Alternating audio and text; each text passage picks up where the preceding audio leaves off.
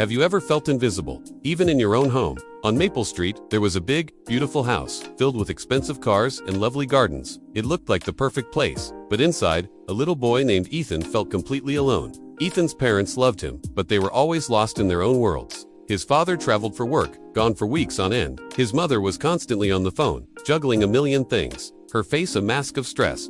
Ethan had every toy a kid could dream of, but the one thing he desperately wanted, money couldn't buy. He just wanted someone to talk to, someone to listen, someone to make him feel like he mattered. Every night he'd sit by his window, watching other families on the street. He'd see parents laughing with their kids, hugging them tight.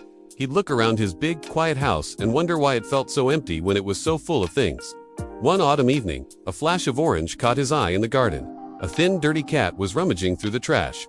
As Ethan watched, the cat looked up, and for a fleeting moment, their eyes met through the glass. In that instant, Ethan felt a strange connection, a sense that this little stray understood him. They were both alone, both overlooked, both waiting for someone to finally see them. The next day, Ethan snuck some food from the kitchen and left it in the garden. He hid behind a bush, his heart pounding, and waited. The orange cat appeared, cautiously sniffing the offering before eating with a hunger that broke Ethan's heart.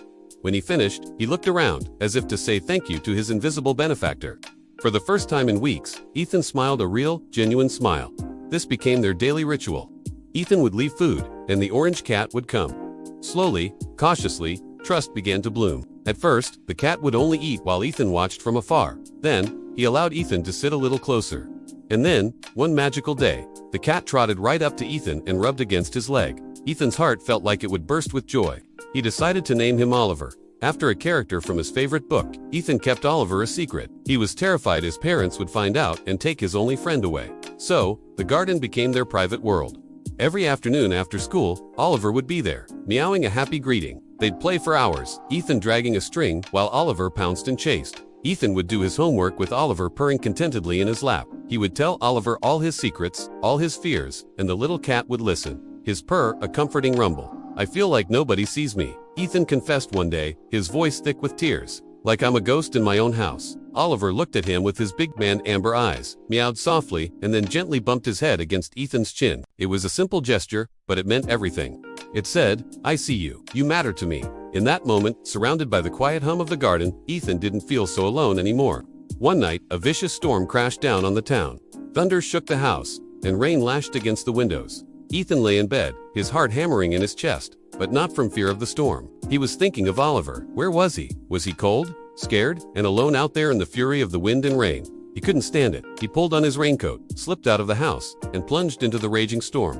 "Oliver," he shouted, his small voice nearly lost in the gale. "Oliver, where are you?" He searched frantically, his flashlight beam cutting through the darkness. Finally, under a car, he found a small, trembling, soaking wet ball of orange fur. "It's okay, buddy," Ethan whispered, scooping him up. "I've got you. I'll keep you safe." He held Oliver tight against his chest and carried him back inside. He was drenched and shivering, but he didn't care. All that mattered was that Oliver was safe in his arms. And right then, Ethan made a decision. No more secrets, no more hiding. Oliver was his family, and he was ready to fight for him. The next morning, Ethan found his mother in the kitchen, already in her usual morning rush. "Mom," he said, his voice shaking but firm. "I need to talk to you." His mom looked up, surprised by his serious tone. "What is it, honey?" Ethan took a deep breath and let it all out. He told her about the crushing loneliness, about feeling invisible, about all the nights he wished for just one person to talk to. And then he told her about Oliver. He explained how this little stray cat had become his best friend, how Oliver made him feel seen and loved. As his mother listened, her expression softened. The phone she was clutching was forgotten. Tears welled up in her eyes. "Oh, Ethan," she whispered, her voice cracking. "I had no idea. I'm so sorry. I've been so wrapped up in everything. I didn't see my own son." She pulled him into a fierce hug, holding him as if she'd never let go. "Where is Oliver now?" she asked gently.